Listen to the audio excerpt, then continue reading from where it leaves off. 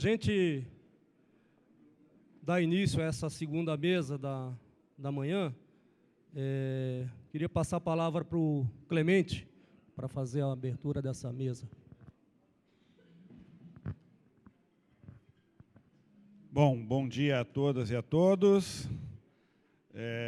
Nós vamos, então, fazer uma reflexão agora sobre qual o desdobramento que nós podemos combinar, e vamos ter esse desdobramento aqui com a fala também das centrais sindicais, porque a ideia desse seminário, que inclusive está sendo transmitido via internet, temos centenas de pessoas acompanhando em tempo real esse nosso debate, é que nós iniciemos, as centrais sindicais e o DIESE, um trabalho para o enfrentamento do problema do desemprego. Aquilo que nós vimos nessa primeira mesa, com a exposição que a Lúcia traz apresentando a dimensão do problema do desemprego no Brasil hoje. E a segunda reflexão proposta pelo Paulo Baltar, mostrando que a decorrência desse problema está associada à nossa estratégia de crescimento, de geração de emprego, de capacidade produtiva e, portanto, de mobilização da economia para uma determinada finalidade, é o objeto da nossa conversa.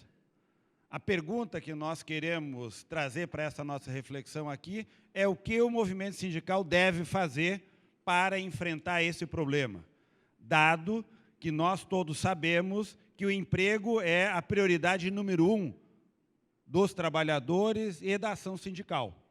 Nós lutamos por melhores salários, nós lutamos por melhores condições de trabalho, nós lutamos por uma melhor distribuição da renda, nós lutamos por justiça, mas tudo isso só ocorre se nós tivermos emprego. Se a economia estiver crescendo, se a economia estiver gerando emprego. Se ao contrário, o que passa é o facão na cabeça do trabalhador pelo desemprego, o facão do desemprego gera aumento da desigualdade, aumento da informalidade, aumento da precarização, redução dos salários, ou seja, a nossa chance de darmos consequência à nossa luta fica radicalmente comprometida na situação de desemprego. E não é por outro motivo que as crises econômicas, como a que nós vivemos agora, são crises estruturais para um ajuste estrutural que o capitalismo faz. O que a crise permite produzir na visão dos capitalistas, dos neoliberais, de todos aqueles que pensam a economia da ótica do capital, faz. A crise ajusta o custo da força de trabalho. Nós reduziremos o custo da força de trabalho até que, novamente, volte a ser vantajoso produzir. E o que nós temos que fazer é lutar para que isso não aconteça. E é muito mais difícil fazer isso, né? Parece o segundo tempo do jogo Brasil-Alemanha, né? Nós estamos exatamente nessa situação. Nós podemos voltar a campo derrotados e nunca mais voltar a campo. Não é essa a trajetória do movimento sindical. Nós sabemos que, diferente da seleção brasileira, o movimento sindical, com 5-0 nas costas, cresce e pode empatar o jogo. É isso que nós sabemos. Nós sabemos que o movimento sindical cresce na adversidade. Cresce porque sabe fazer luta, cresce porque sabe se organizar. E é disso que nós tratamos hoje. Agora, como nós nos organizamos para fazer o quê para enfrentar essa luta? Será difícil, não vai ser fácil empatar o jogo nesse momento, porque a crise econômica é muito severa. Os dados que a Lúcia e o Paulo Baltar trouxeram é que nós estamos em uma trava econômica muito severa. Estamos longe de uma recessão, provavelmente nós estamos em uma depressão, que é muito mais grave do que uma recessão. É algo muito mais longo, muito mais difícil de sair. Bom, o que pode acontecer para nós, que é importante nós termos claro, é que nesse debate é provável que parte dos argumentos que vão vir a público são aqueles argumentos que nós já enfrentamos nos anos 90, Wagner, que era: o problema é a empregabilidade, é o trabalhador que tem baixa formação, é aquela ladainha que nós conhecemos. Parte vai vir para o debate dizendo: o problema do emprego é um problema do trabalhador, que é baixa qualificação, né? Que não está disposto a aceitar o posto de trabalho que está sendo oferecido, que não quer trabalhar numa empresa terceira que precariza o trabalho. Parte do problema vão jogar nas nossas costas, que também é clássico. Parte do problema vão jogar nas costas do movimento sindical, dizendo: o movimento sindical não aceita flexibilizar as leis trabalhistas. As leis trabalhistas impedem que as empresas contratem. Então, esses argumentos que dizem, ou é o problema do trabalhador, ou é o problema que o movimento sindical é muito rígido, é inflexível, virão nos acusando que nós, ou o movimento sindical, ou os trabalhadores, não queremos gerar uma dinâmica favorável ao emprego. O que nós devemos dizer nesse embate? É aquilo que o Paulo tentou trazer para o debate, que é o emprego é resultado da dinâmica econômica. Nós precisamos voltar a dar dinamismo à economia para que ela volte a produzir com emprego. E vamos ser claros, não é fácil sustentar o emprego. Tanto é que nós não conseguimos sustentar o que nós fizemos nos últimos 10 anos no Brasil. É mais difícil sustentar o emprego e melhorar a qualidade dele. Fazer o emprego ser mais protegido, menos precário e com melhores salários. Necessariamente implica incrementar a produtividade, que o Paulo falou, e disputar a distribuição. Cada trabalhador produz mais e o resultado da sua produção tem que ser melhor distribuído. Aí o sindicato entra forte. Mas é muito mais difícil sair de uma situação que nós encontramos para voltar a crescer. Por isso que a gente tem que fazer tudo para nunca entrar numa recessão. Mas nós entramos. E agora nós temos que fazer um monte de coisa para tentar sair dela.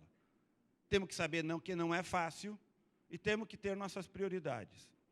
Então, o que eu queria apresentar de forma muito rápida, não aprofundar, mas pelo menos enunciar para a gente ter claro, e acho que isso nós temos tratado entre as centrais sindicais, que nós temos duas dimensões de ação propositiva e uma dimensão organizativa. E eu quero falar rapidamente das três. Primeiro, do ponto de vista da dimensão propositiva, as centrais sindicais, já no segundo semestre do ano passado, identificaram que nós precisaríamos ter uma ação clara, no sentido da retomada do crescimento, da transição da recessão para a retomada do crescimento. Uma das ações que as centrais fizeram foi a organização do compromisso pelo desenvolvimento. E as centrais chamaram o setor empresarial para uma conversa aqui no Diese, dizendo: nós, movimento sindical, acreditamos que precisamos ter um acordo entre as centrais e o setor empresarial para a retomada do crescimento. Nós temos que ter propostas conjuntas. Nos interessa para os trabalhadores o crescimento e interessa para as empresas. E esta agenda, chamada Compromisso pelo Desenvolvimento, gerou um documento propositivo comum. Nesse documento, nós afirmamos, junto com a ABIMAC, junto com a BRINC, com a BIT, com todas as associações de base industrial, com o setor do comércio, com empresas no setor de serviços, com organizações da área da construção, que representam o setor empresarial, um documento que diz: nós propomos uma estratégia de transição para a retomada e sustentação do crescimento. E para isso foram elencados 7 diretrizes, que acho que nós deveríamos ter como base, porque essas diretrizes são vetores que podem empurrar a economia novamente para a retomada do crescimento. O primeiro dos 7, vou enunciar rapidamente quais são, o primeiro deles trata de retomarmos a capacidade de produção no setor da construção. E a Operação Lava Jato, no qual as centrais dos empresários dizem: continue o processo de verificação e de combate à corrupção, mas temos que ter mecanismos que liberem as empresas, que são milhares de trabalhadores com capacidade produtiva, de voltar a produzir. Nós estamos acabando com um dos setores estratégicos da economia brasileira. O Paulo falou que nós importamos ou exportamos. Quando nós importamos muito, é importante também que nós exportemos muito. E para exportar, temos que ter capacidade de exportar o que nós temos capacidade de concorrer. E uma das coisas que nós exportamos com muita competência no Brasil são os serviços de engenharia e de construção pesada. Quando nós destruímos a base de engenharia nacional, nós estamos destruindo a nossa capacidade interna e a nossa capacidade de exportar uma capacidade produtiva de primeira linha no mundo. E um setor que emprega milhares de trabalhadores. E um setor que é responsável por fazer uma oportunidade de produção, que é a reconstrução da nossa base produtiva. Tudo que nós expandirmos de capacidade produtiva, terá a ela associada construção.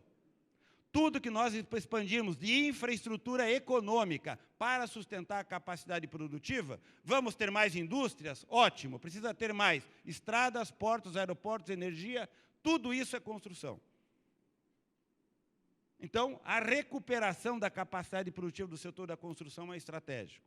Segundo, é necessário, na nossa proposta, que nós recuperemos a capacidade do Estado investir, aquilo que o Paulo falou.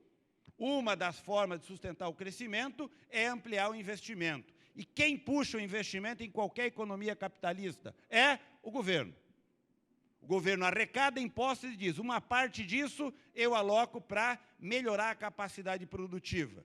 As empresas querem produzir mais, eu ofereço mais energia, melhores estradas, portos, aeroportos, silos para armazenar a produção agrícola, eu amplio a capacidade de infraestrutura econômica. Nós estamos dizendo, o Estado brasileiro tem que fazer o inverso do que fez.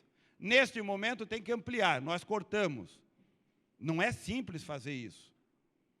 Terceira dimensão, nós dissemos que para fazer este processo de mobilização, nós precisamos ter também, para o setor privado, indicações claras de como nós vamos sustentar uma trajetória de investimento na capacidade produtiva privada.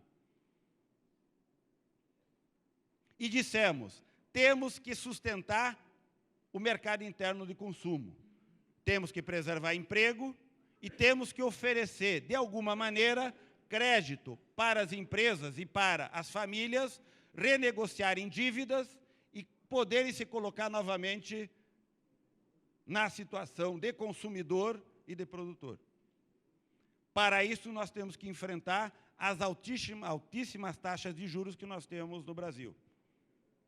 O Brasil é um dos poucos países que tem uma oferta de mercado bem interessante. Nos outros países é assim, pague 1 e leve 3. No Brasil é o contrário. Aqui você diz, pague 3 e leve 1. O que nós temos que fazer é pagar 1,5 e levar 1. Se nós fizermos isso, nós dobramos a capacidade de consumo das famílias, que no geral pagam 3 produtos embutidos no que elas estão levando nas suas parcelas. No Brasil é um dos poucos países onde o preço à vista de um produto é igual ou mesmo parcelado em 10, 12 vezes. Por que você acha que você compra algo em 12 vezes com o mesmo preço do produto à vista? É que o preço do produto à vista está embutindo o dobro do preço que real ele tem do ponto de vista à vista. Você já compra no preço à vista o custo dele financiado. Já te induz a comprar um produto pagando 2 ou 3. E se você comprar no cheque especial, você paga 5. Se você financiar um produto no cheque especial, você paga 5 vezes o preço do produto. Bom, nós temos que mexer nessa estrutura. O que nós dissemos mais ali, nas 7 diretrizes? Que nós precisamos ter, na base da nossa estratégia, uma retomada da capacidade industrial. Nós temos que reposicionar nossa estratégia de desenvolvimento industrial. Bom, essas 7 diretrizes, no nosso entendimento, deveriam ser repriorizadas por nós, com mais uma série de outras medidas, e acho que nós precisamos ter centrais sindicais com alianças com o setor empresarial, iniciativas capazes de colocar prioridades para a política econômica daqui para frente. Não é uma tarefa simples, é uma tarefa extremamente complexa, mas é uma tarefa para a qual nós temos propostas, temos capacidade propositiva, portanto, temos interlocução com o setor empresarial e temos no governo federal, em governos estaduais e alguns municipais, capacidade de disputar investimentos. Então, nós temos como diretriz que atuar do ponto de vista da retomada do crescimento com propostas de desenvolvimento produtivo. A nossa agenda, provavelmente entre nós, será muito maior. Não está no documento entre as centrais e o setor patronal o tratamento da dívida pública. Provavelmente, entre as centrais, nós teremos um nível de concordância de que é preciso dar um outro tratamento no custo da dívida pública. Por quê? Porque, além da justiça, dar um tratamento adequado ao custo da dívida pública significa liberar recurso público para fazer novas alocações. E se nós não conseguirmos fazer isso, o custo do investimento público sairá de um corte de gastos sociais. E é isso que está nesse momento em disputa. Provavelmente nós teremos acordo com o governo que tiver aí pela frente de que nós temos que investir. Acordo. O que nós não temos acordo é qual é a fonte para fazer o investimento.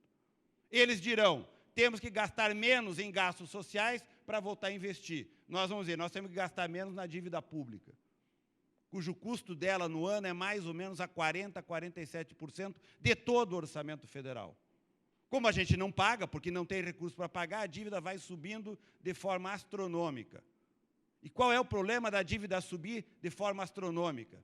É sempre que uma dívida é feita e não corresponde a uma base material, toda vez que a gente se endivida como Estado e essa dívida não gera uma nova estrada, um novo porto, um novo aeroporto, uma nova usina hidrelétrica, nós não geramos capacidade para o Estado pagar essa dívida.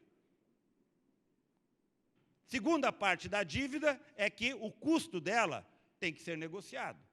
E o custo dela no Brasil é escorchante. É uma indecência o que nós pagamos por esta dívida. A sociedade brasileira está sendo trucidada, transferindo da sua riqueza gerada do PIB, que o Paulo falou, uma parcela monumental para quem é detentor da dívida pública. Sociedades não suportam fazer o que nós estamos fazendo no longo prazo. Eles sabem que eles não têm capacidade de receber o que eles estão cobrando, só que querem impor para nós um custo de ajuste muito alto. E essa vai ser uma disputa pesada pela frente. Então, temos uma agenda comum com o capital e temos uma agenda provavelmente entre nós, eu dei um exemplo, a dívida pública, e tem outros pontos. E tem uma segunda dimensão da nossa ação, que é uma ação relacionada às políticas de proteção e promoção do emprego. Proteção, para a qual nós temos que atuar. E aqui nós temos, inclusive, participações das centrais sindicais em espaços institucionais muito importantes. As centrais sindicais participam do Conselho do FAT, Fundo de Amparo ao Trabalhador. As centrais sindicais participam, está aqui o Jaci, que era membro do grupo do Conselho do FGTS. Comitê de Investimento do FGTS. Nós participamos do Conselho Curador do FGTS. As centrais sindicais participam do Conselho Administrativo do Banco Nacional de Desenvolvimento Econômico e Social. Nós participamos de instituições fundamentais para a retomada do crescimento, para discutir o investimento público. Mas também nesses espaços nós discutimos políticas públicas. No Conselho do FAT, do Fundo de Amparo de Trabalhador, é lá que se discute, por exemplo, seguro-desemprego. Já há uma regra no FAT que permite ampliar o número de parcelas do seguro-desemprego para 7 parcelas, sem precisar de lei nada, basta o Conselho aprovar. Está na hora de nós irmos para o Conselho com uma articulação muito mais forte que já fomos até agora, com o setor empresarial para aprovar a ampliação do número de parcelas. Pelo FAT, por exemplo, que nós podemos incidir num debate, mas talvez de forma mais ampla com o governo, na melhoria do sistema de intermediação, o SINE. Já há projeto no Congresso para melhorar o fluxo de transferência de recursos do governo federal para os estados e legalizar o aporte dos estados para fazer intermediação. O projeto está no Congresso. Nós precisamos fazer que isso aprove e libere para que nós tenhamos rapidamente o Cine reaparelhado para fazer a intermediação, porque esses milhões de trabalhadores precisam de intermediação pública. Menos de 5% da força de trabalho que acha emprego o faz por meio do sistema público de emprego. A maior parte faz porque um amigo indica, e o problema do desemprego de longa duração que Lúcia falou é que, com o desemprego de longa duração, os amigos se perdem. E se perdem as indicações. E parte das contratações são feitas por empresas privadas, que cobram para fazer o serviço do trabalhador desempregado. Então, olhar para o sistema público é fundamental. Há também no sistema público, além do seguro e da intermediação de mão de obra, recursos para fazer investimentos na geração de emprego e renda. Crédito. Crédito para o trabalhador autônomo, crédito para o trabalhador desempregado que quer fazer um pequeno negócio, um pequeno serviço. Nós precisamos melhorar a forma de liberar esse recurso para esses trabalhadores. No geral, o recurso liberado não é operado adequadamente pelas instituições financeiras. Sendo mais claro, o Banco do Brasil e a Caixa Econômica não têm interesse operacional de garantir que este microcrédito chegue na ponta. Nós temos que ter a figura daqueles que operam esse microcrédito na ponta, que o pessoal da economia solidária, economia popular, tem várias propostas já debatidas, nós vamos colocar isso em operação. Para garantir para essas pessoas recursos pequenos para que elas possam colocar uma atividade de curta duração em curso. Temos que aprovar, tem no Congresso propostas, para que os trabalhadores possam assumir o controle de empresas falimentares. Tem muitas situações onde os trabalhadores, diante da falência de uma empresa, querem assumir o comando. E nós temos que criar condições adequadas para isso. E há várias experiências que o movimento sindical já fez e tem competência para fazer, criando cooperativa, criando formas... Bom, portanto, há uma linha de intervenção associada à criação de recursos, ou alocação de recursos para melhorar essas políticas públicas, seja de crédito, seja do seguro, seja da intermediação. Nós olhamos também que tem um problema específico em relação aos jovens. Nós precisamos, na nossa agenda, retomar rapidamente com o Ministério do Trabalho e o MEC a discussão do Pronatec, do investimento na formação dos jovens, da retenção dos jovens na escola, seja com bolsa, seja com incentivo, seja lá com o que for que a gente venha inventar, especialmente se forem oportunidades de educação em tempo integral, para que essa força de trabalho juvenil, como o Paulo falou, que se deslocou do mercado de trabalho para ficar estudando, permaneça fazendo esse investimento. A pior escolha nesse momento é deixar de fazer investimento em educação e vir para o mercado de trabalho disputar um posto de trabalho porque o pai dele perdeu, ou a mãe dele perdeu o emprego. E nós vamos ter que nos preocupar com o pai e a mãe que perderam o emprego. Mas nós temos que ter uma opção para esse jovem. E uma opção pode ser bolsa, pode ser incentivos, pode ser outras coisas que nós já pensamos nesse debate. E nós temos uma dimensão que está associada a viabilizar condições para o desempregado operar no dia a dia. Falei já do seguro-desemprego, ampliação, mas nós podíamos ter iniciativas que cabem a prefeituras, por exemplo, de criação de ocupações de interesse público. Nós discutimos até um mês atrás com o governo federal uma ação para que o governo federal contratasse por 3 meses 1 milhão de jovens para fazer um trabalho de saúde pública no combate do Zika vírus. Colocar 1 milhão de jovens ocupados com um salário mínimo para fazer um trabalho nas comunidades de combate e de esclarecimento na área de saúde. Forma, mobiliza a juventude, gera uma ocupação, gera uma relação dessa juventude com o nível de organização da comunidade, ou seja, pensar processos mobilizadores de interesse público combinado com uma ocupação que pode ser temporária, com uma ação muito clara que a gente tenha como objetivo. Podíamos falar, fizemos isso nos anos 80, quando a gente fez A gente é pouquinho velho, começa a lembrar do que a gente já fez, né? Nos anos 80, nós criamos um movimento de luta contra o desemprego. E uma das coisas que a gente lutava nos anos 90 era para que as prefeituras dessem aos trabalhadores passe livre para procurar um emprego.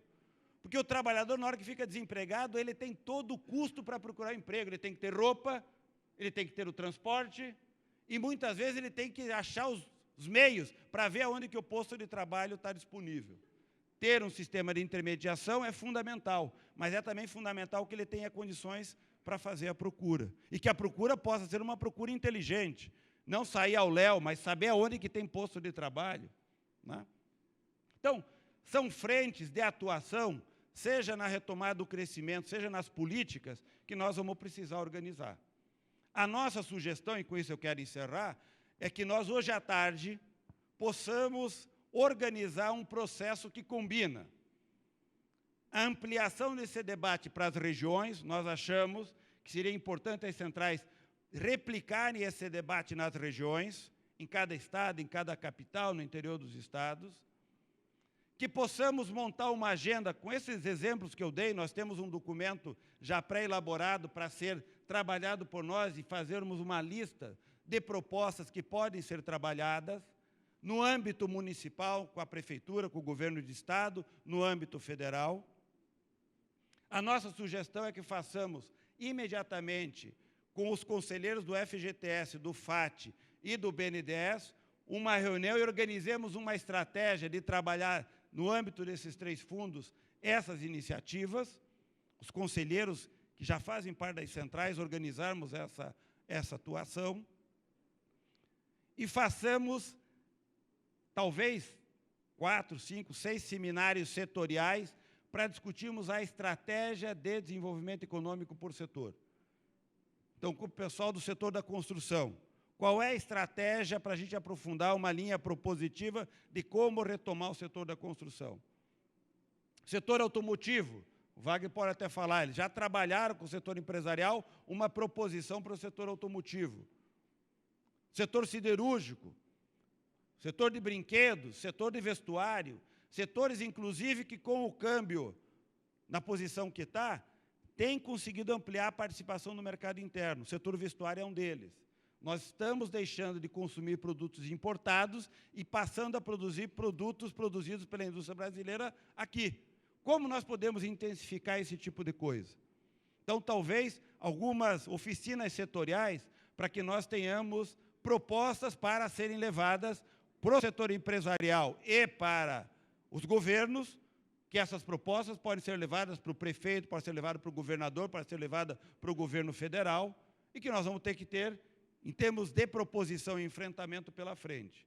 A nossa sugestão é que nós façamos isso com encontros, seminários, atividades regionais, atividades setoriais e uma intervenção imediata no âmbito do FAT, do FGTS e do BNDES, como iniciativas imediatas, e que construamos entre as centrais e o movimento sindical um processo permanente de mobilização para enfrentar o desemprego, sabendo, pelos dados que foram colocados, que este problema não é um problema de curta duração. A nossa avaliação é que este problema continuará muito forte na nossa agenda 2016 e 2017, com provavelmente o desemprego em muitas situações crescendo, e que nós levaremos alguns anos para recuperar o nível de emprego que nós tínhamos há 2 anos atrás. Portanto, o que nós temos de trajetória para lutar contra o desemprego não é uma luta de curta duração. É um grande campeonato para vencer e não sermos derrotados pelo desemprego. Agora, se a gente não atuar e atuar de forma vigorosa, a destruição não é uma destruição só do posto de trabalho. Pode ser que o que a gente esteja destruindo sejam capacidades produtivas duramente construídas ao longo de décadas e que nós não recuperaremos mais. Então, nós não podemos deixar isso acontecer. Ah, mas é a empresa tal. A empresa tal tem um dono, mas a empresa tal, por trás daquele dono, tem milhares de trabalhadores, tem uma capacidade produtiva que tem que ser feita aqui. Então, nós temos que disputar. Além disso, vamos disputar o melhor salário, a melhor qualidade de posto de trabalho, mas não vamos cair nessa balela. E nem vamos cair na segunda balela, que tentam nos vender por aí, que é a economia brasileira agora é uma economia de serviços. Fiquem calmos. ajusta-se tudo e nós vamos voltar a ser uma economia de serviço. O que ninguém nos diz é que não há nenhum serviço a partir do qual não tem uma base material produzida pela indústria. E quem domina a tecnologia do serviço é quem domina a base industrial associada a esse serviço. Bom, se nós estamos abrindo mão da nossa base industrial, na verdade, nós estamos abrindo a mão do serviço sofisticado, do incremento de produtividade, da agregação de valor, da melhoria de salário no setor de serviços. E a mesma coisa no comércio e a mesma coisa na agricultura. Essa balela de que indústria... Não. Uma economia como a brasileira só terá uma agricultura forte, um setor de serviços forte, um setor de comércio robusto, se tiver uma indústria forte. Bom, então são escolhas que nós precisamos fazer. E esses debates não são simples. Não são simples. Então, a nossa sugestão é que a gente organize, daqui para frente, processos de mobilização sindical, associados à capacidade de proposição, de retomada e crescimento de políticas públicas em todos os níveis. E a gente possa, com isso, ter condições de oferecer ao movimento sindical e aos trabalhadores alternativas para o enfrentamento deste grave problema que nos afeta já de forma bastante intensa e deverá nos afetar de forma mais intensa nos próximos meses ou semestres. Então, a luta é longa, por isso nós fizemos esse seminário, por isso temos aqui as 6 centrais sindicais para pensar o que a gente faz pela frente e, à tarde, queremos sentar numa oficina de trabalho e ver como é que a gente desdobra essas coisas para frente.